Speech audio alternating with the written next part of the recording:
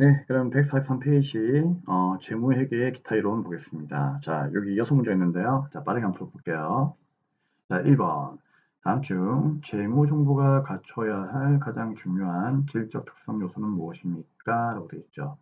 쌤 뭐라고 했죠? 목심, 목적 적합성, 신뢰성. 아까 얘기했죠? 답은 2번입니다. 자, 강의에서 얘기를 했습니다. 자, 2번. 재무회계 개념책에 대한 설명입니다. 재무정보의 실적 특성인 목적 적합성과 신뢰성 중에서 목적 적합성을 갖기 위해서 필요한 요건이 아닌 것은 무엇입니까? 그냥 한번 적어볼까요? 네. 자, 우리 그 재무회계의 그 질적 특성은 그렇죠. 목적 적합성하고 신뢰성하고 두 가지가 필요하다고 했죠. 근데 이 목적 적합성을 다시 또 부합하기 위해서는 세 가지의 하부 속성이 필요한데 그 속성을 어떻게 외우라고 했죠? 예피적. 자, 얘가 뭐예요? 미래를 예측할 수 있어야 된다. 예측가치. 그쵸? P는요. 피드백 가치. 수정할 수도 있어야 되고 보완할 수도 있어야 된다. 그쵸? 그러니까 어떤 결과를 확인할 수도 있지만은 그 확인된 가치를 다시 수정 보완할 수 있다는 얘기예요. 피드백 가치. 그 다음에 이제 세 번째는 뭐가 있습니까? 적시성, 제때 보고해라. 기억나시죠? 요 세 가지를 꼭 기억하시면 되고, 자, 신뢰성을 이제 갖추기 위해서 이제 필요한 하부 속성은요, 누가 있었죠? 표, 검, 중이 있었죠? 표가 뭐예요? 표현의 충실성. 그러니까 빠뜨리지 말고, 그렇죠? 모든 걸 다 보고하라는 얘기죠. 그 다음에 두 번째로 검증 가능성. 각 정보 이용자들이 유사한 결론에 도달할 수 있어야 한다. 그렇죠? 그럼 세 번째는 뭐다? 그렇죠. 중립성. 중립을 지켜라 그런 얘기죠. 회사에 어떤 편의가 있어서는 안 된다. 그런 얘기예요. 그럼 이제 요것만 외우시면은요, 이 문제는 답이 나옵니다. 몇 번입니까? 자, 목적 적합성을 갖기 위해서 필요한 요건이 아닌 게 뭐냐 그런 얘기죠. 그럼 목적 적합성을 가지려면은 예피적이었죠. 예측할 수 있어야 되고 피드백할 수 있어야 되고 적시에 보고해야 된다. 그럼 중립성은 신뢰성에 대한 거니까요. 얘가 답이 되겠네요. 얘는 목적 적합성 물어보고 있으니까. 다음 3번. 재무정보의 질적 특성 중 하나인 신뢰성은 재무정보에 대한 오류나 편견이 없어야 되겠죠. 객관적이고 검증 가능하며 나타내고자 하는 바를 충실하게 표현을 해야 됩니다. 자, 그런데 왜 다음 중 재무정보가 신뢰성을 갖기 위해서 필요한 요건이 아닌 것은 무엇입니까? 열심히 읽었는데 그쵸?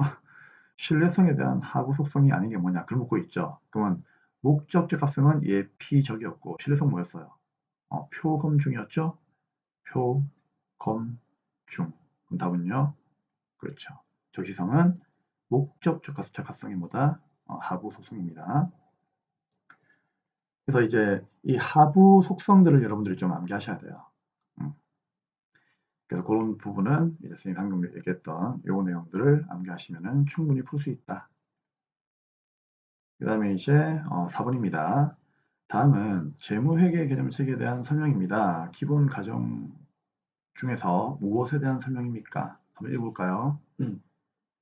기업의 실체는 그 경영 활동이나 활동을 청산하거나 중대하게 축소시킬 의도가 없을 뿐 아니라 청산이 요구되는 상황도 없다고 가정한다. 무슨 얘기죠? 명백한 가정이 없다면 기업은 계속 존재한다 그 얘기예요. 계속 기업의 가정을 얘기하는 거죠. 그렇죠? 청산할 거라고 생각하지 말라는 얘기예요. 그렇죠? 그 다음에 이제 5번입니다. 재무제표의 작성 책임과 공정한 표시에 대한 내용으로서 틀린 게 뭐냐? 자, 1번. 재무제표의 작성과 표시에 대한 책임은 누구에게 있다? 담당자에게 있는 겁니다. 맞습니까? 아니죠. 누구에게? 경영자에게 있는 거죠. 여러분, 우리 재무제표 작성과 표시에 대한 책임은 경영자에게 있는 거예요. 아시겠죠? 여러분 실수해도 있잖아요. 경영자가 사인하잖아. 그렇죠? 경영자가 판단을 해야 되는 거지. 경영자에게 있습니다. 그런 것은 1번이죠. 아까 요거 우리 다 읽어본 내용입니다. 그쵸? 자, 2번 재무제표는 경제적인 사실과 거래의 실질을 반영하여 기업의 재무 상태, 경영 상황과 현금 흐름 및 자본의 변동을 공정하게 표시를 해야 됩니다. 왠지 모르게 좀 그런 아름다운 말이죠. 그쵸? 그러면 맞는 거예요. 자, 3번 일반 기업 회계 기준에 따라서 적정하게 작성된 재무제표는 당연히 뭐예요? 공정하게 표시된 재무제표로 오는 겁니다. 당연하죠. 기준에 따라서 장부를 만들었다면 그 장부는 그렇죠. 공정한 장부다. 그런 얘기예요.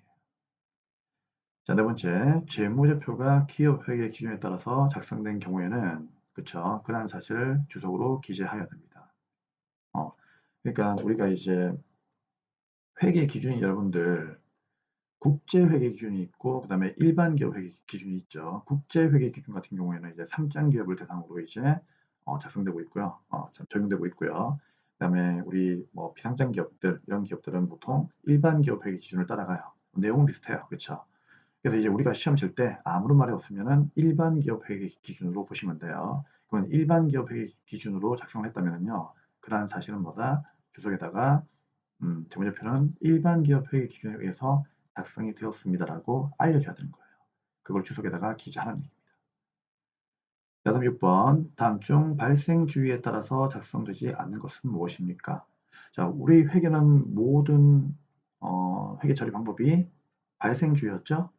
수익과 비용은 발생주의. 그쵸? 그럼 발생주에 따라서 작성되는 이제 재무제표는 요 재무상태표, 자본변동표, 손익계산서. 그쵸? 얘네들인데 유일하게 이제 현금주의로 작성되는 게 있었죠. 걔가 누구였습니까? 이번에 현금 흐름표죠. 그럼 얘는 발생주의가 아니니까 답은 2번으로 보시면 되겠습니다. 네, 됐습니다, 여러분. 여기까지 개념체계 공부는 끝이 났습니다. 이번 연도 시험에 뭐 2번 정도는 나올 수 있어요. 2~3번. 뭐 다 나올 수도 있겠지만은요. 뭐 그런 적은 별로 본 적이 없고 1년에 시험을 한 6번 친다면은 한 2~3번 정도 나올 수 있기 때문에 한 문제 정도만 말문제로 나올 수가 있기 때문에 꼭 공부를 하셔가지고 점수를 가져갈 수 있도록 부탁드리겠습니다. 네, 수고 많으셨습니다. 여러분 합격을 기원합니다.